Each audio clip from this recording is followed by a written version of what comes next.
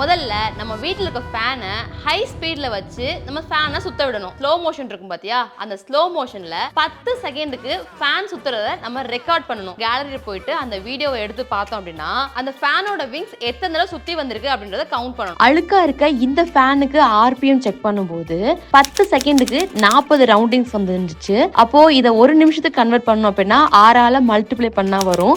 40 × 6 240 தான் இந்த ஃபேனோட ஆர்பிஎம்மா இருக்கு. அந்த கம்பெனிக்கு என்ன ஆர்பிஎம் அப்படின்றத நம்ம கூகுள்லயோ இல்ல நம்ம ஃபேனோட அட்டைப்பெட்டிலையோ செக் பண்ணி அந்த ஆர்பிஎம் தான் இப்போ ஓடுதா அப்படின்றத நம்ம கனெக்ட் பண்ணிக்கலாம்.